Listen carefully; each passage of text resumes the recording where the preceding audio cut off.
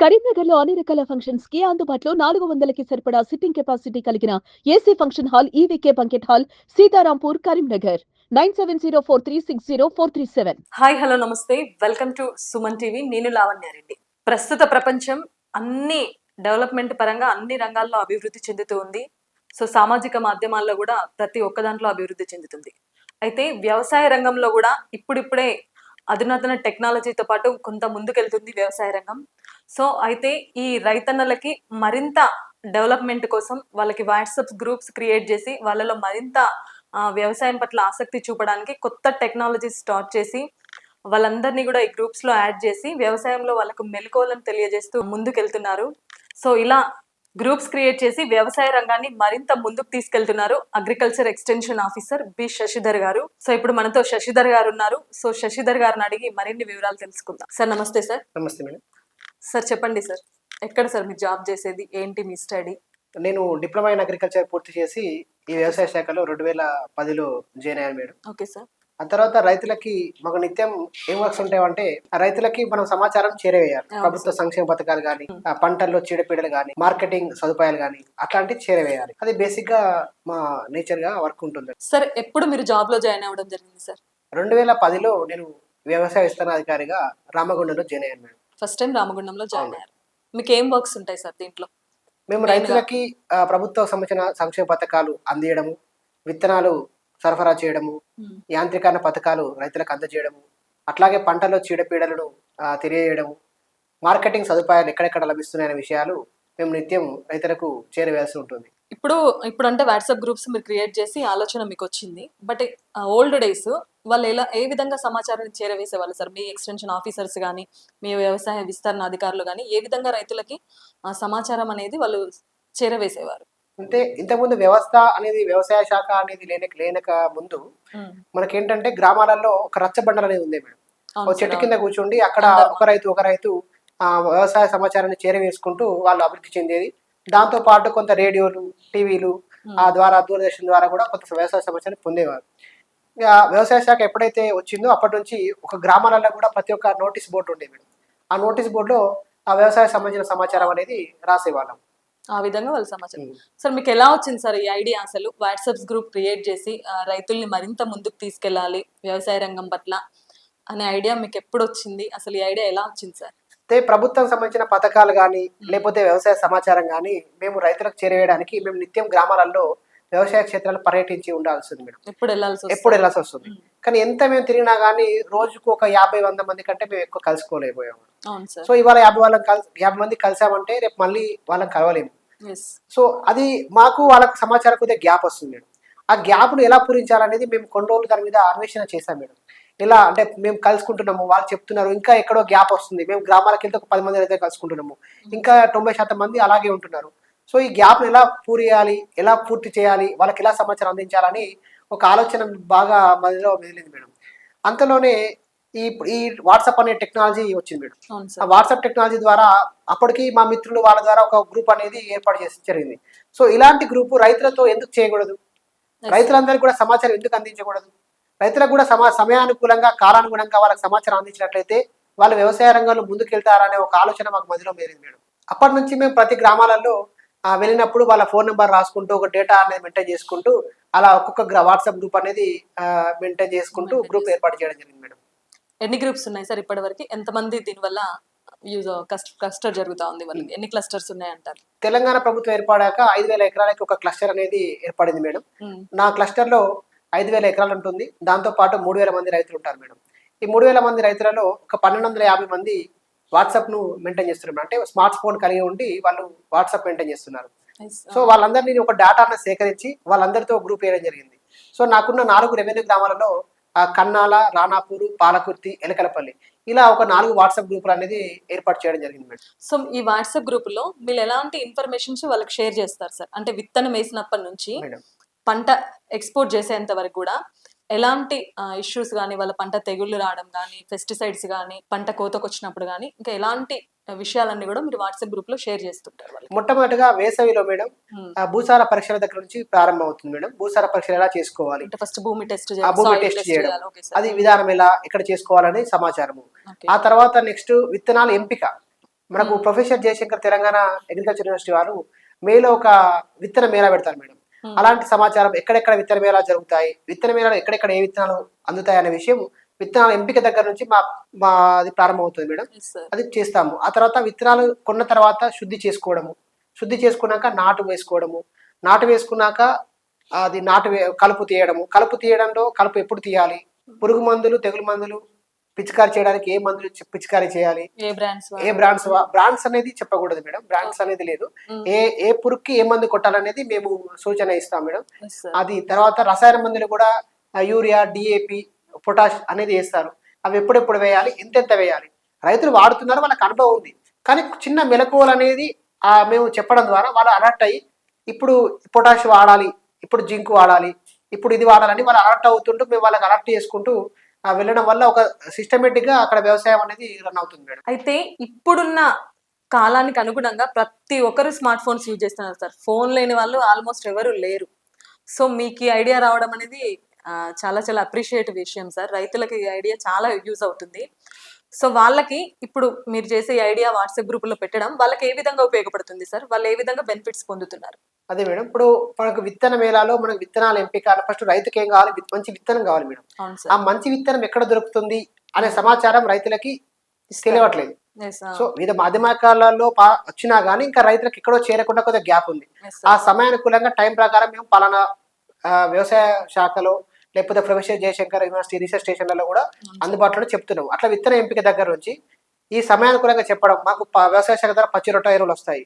ఈ సమాచారం గ్యాప్ వల్ల ఏమవుతుందంటే మేడం, ఒక దగ్గర కార్యాలయంకి విత్తనాలు వస్తాయి, రైతుకు తెలిసే లోపల ఇక్కడ విత్తనాలు ఆ గ్యాప్ ఉంది. అంటే మనం ఏదో ఒక రైతు ఇంకో రైతు చెప్పడము, ఆ రైతు ఇంకో రైతు చెప్పడము, ఇలా అక్కడ దాకా వెళ్లే వారికి చివరి రైతుకి ఇక్కడ విత్తనాలు అందట్లేదు. సో ఈ కమ్యూనికేషన్ గ్యాప్ అనేది రావడం వల్ల రైతులు పోతారు. రైతుకు తెలియకపోవడం వల్ల అతను వేయట్లేదు. అంటే ఇక్కడ విత్తనాలు ఉన్నాయి, అక్కడ రైతు ఉన్నాడు, కానీ ఇక్కడ విత్తనాల విషయం రైతు తెలియదు. టైంకి వెళ్ళకపోవడం వల్ల విత్తనాలు రిటర్న్ వెళ్ళిపోతున్నాయి, ఇక్కడ రైతు అనేది పే చేసుకోలేకపోతున్నాడు. సో ఇక్కడ విత్తనాలు రాగానే మీకు ఒక మెసేజ్, ఈ పలానా ప్లేస్ లో సహకార సంఘంలో పచ్చి రొట్టె విత్తనాలు అందుబాటులో ఉన్నాయని చెప్తాము. దాని ద్వారా రైతులు ఇంత ధర, ఇంత క్వాంటిటీ అని చెప్పడం వల్ల దానికి ఏమేమి డాక్యుమెంట్స్ రావాలన్న విషయం కూడా అందులో మేము మెన్షన్ చేస్తాం. సో వాళ్ళు చేయడం వల్ల వాళ్ళ దరఖాస్తు ముందే రెడీ చేసుకొని వచ్చి ఒక నిమిషంలోనే తీసుకొని వెళ్ళిపోతారు. దానివల్ల సమయం వాళ్ళకు వృధా అవుతుంది. రెండవది, పొలంలో రైతు వెళ్ళిపోయాడు, అక్కడ వెళ్ళినప్పుడు అక్కడ ఒక పురుగు తెగులో వచ్చింది, అతను అక్కడ నుంచే ఫోన్ చేసి సరే ప్రాబ్లం వచ్చింది అన్నప్పుడు ఒక ఫోటో పంపుకున్నప్పుడు ఆ ఫోటో పంపగానే చూసి దానికి సంబంధించిన మందులు మేము వాట్సాప్ చేస్తే మళ్ళీ ఆ మందులు షాప్కి వెళ్ళి తీసుకోవడం జరుగుతుంది. అంటే రైతుకు సమయం అనేది తగ్గింది. ఆ కార్యాలయాల చుట్టూ తిరిగేటువంటి అవసరం లేకుండానే మేము ఒక వాట్సాప్ టెక్నాలజీ ద్వారా ఒక నిమిషంలోనే వాళ్ళ సమస్యకు సమాధానం దొరికి వాళ్ళ సమయం వృధా అవుతుంది. ఒక రైతు అనే వాళ్ళు కార్యాలయ చుట్టే 10 రోజులు 15 రోజులు తిరిగితే వాళ్ళు వ్యవసాయం చేసేది ఎప్పుడు? సో ఈ టెక్నాలజీ అనేది చేయడం వల్ల వాళ్ళకు ఏకకాలంలోనే క్షణిక కాలంలో పారదర్శకంగా వాళ్ళకి నేరుగా రైతుకి చేరుతుంది. కాబట్టి రైతు ఒక కామెంట్ ఒక అధికారి చెప్తుంది కాబట్టి ఖచ్చితంగా నమ్మొచ్చు, ఇది వాడాలి అనేది ఒక సూచనాత్మకంగా వాళ్ళు వెళ్తున్నారు. సో ఇది చాలా వాళ్ళకి సమయం పరంగా చాలా అవుతుంది మేడం, యూజ్ అవుతుంది, బెనిఫిట్ అవుతుంది. ఇంకా ఇప్పుడు విపత్తులు వస్తుంటాయి కదా సార్, వర్ష సూచనలు కానీ ప్రభుత్వం నుంచి ఇంకేమైనా అవన్నీ కూడా మీరు షేర్ చేస్తుంటారా సార్? తప్పకుండా మేడం, మీరు మంచి ప్రశ్న అడిగారు. ఇది మాకు 2020లో గతంలో ఖచ్చితంగా ఒక అనుభవం జరిగింది.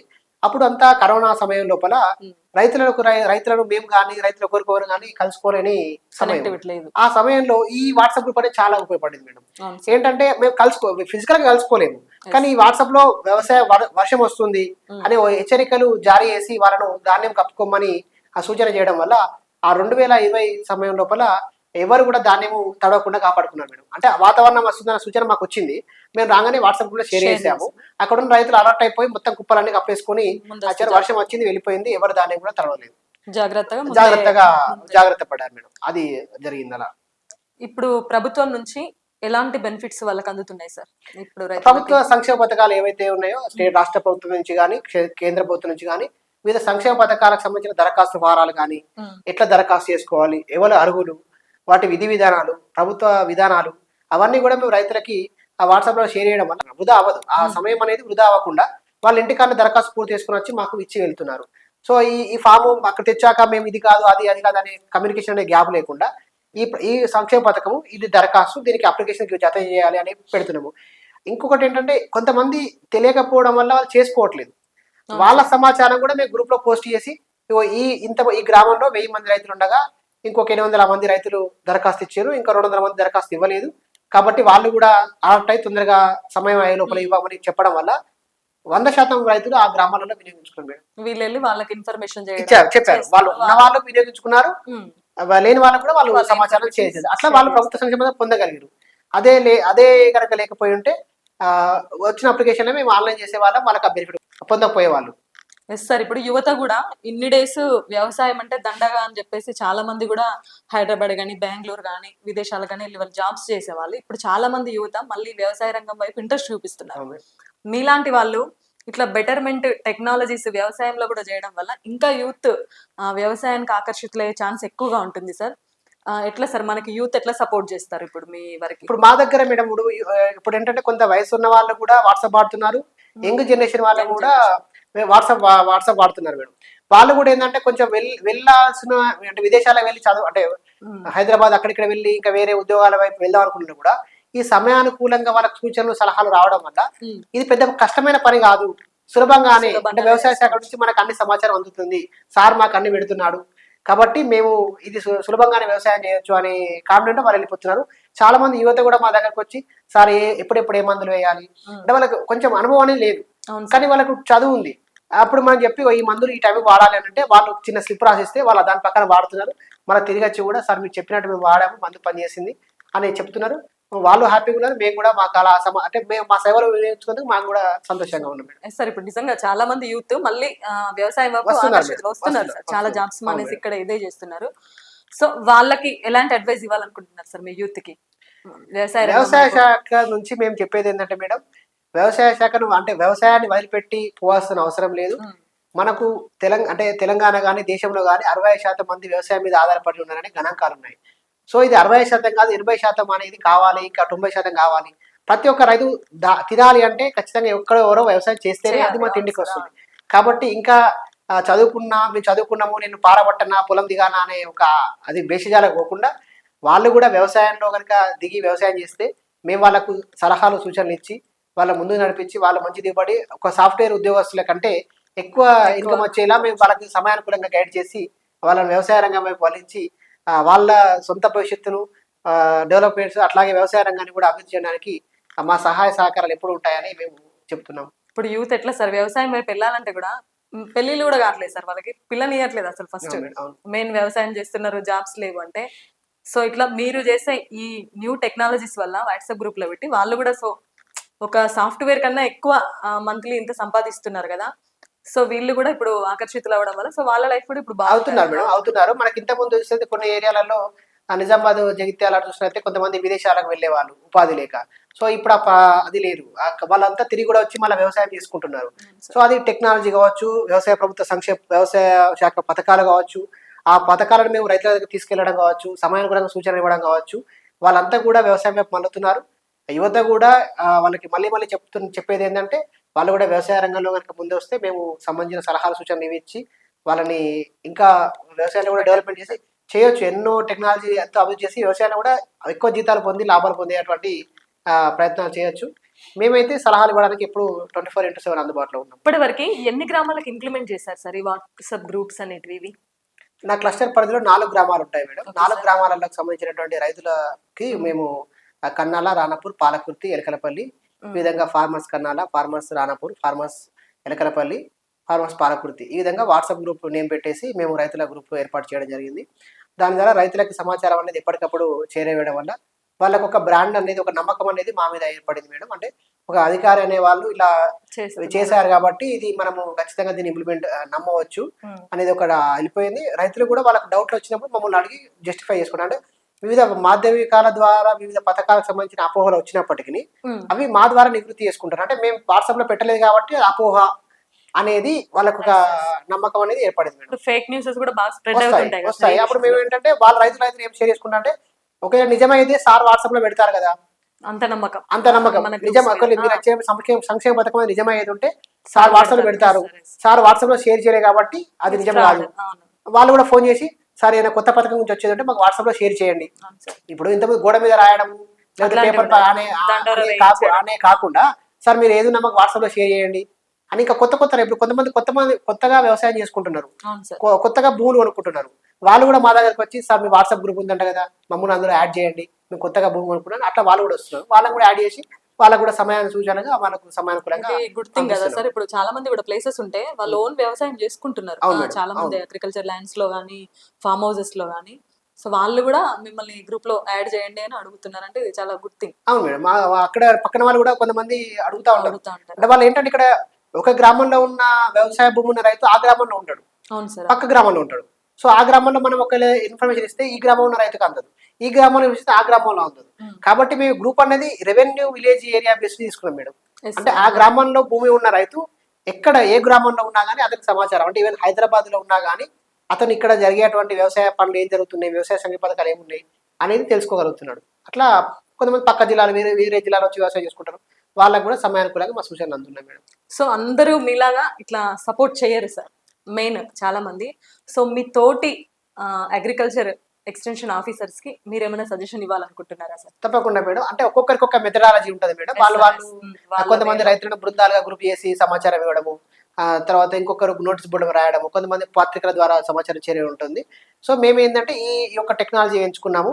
సో నా తోటి వ్యవసాయ విస్తరణ అధికారులకు కూడా నేను చెప్పదలుచుకుంది ఏంటంటే ఇలాగే రైతులకి తోటి వాట్సాప్ గ్రూప్ ఏర్పాటు చేసి మనం ఎప్పటికప్పుడు సమాచారం అనేది చేరవేయడం వల్ల వాళ్ళ సమస్యలు మనకు తెలుస్తాయి, వాళ్ళకి సమయానుకూలంగా సూచన ఇవ్వగలుగుతాము.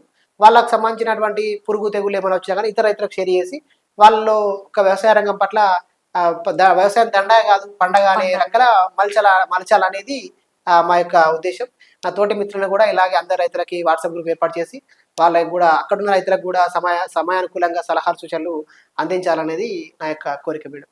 మొత్తానికి సార్ రైతులు ఎలా ఫీల్ అవుతున్నారు ఈ ఇష్యూస్ పై, ఈ వాట్సాప్ గ్రూప్ లో షేర్ చేసే విషయాలపై?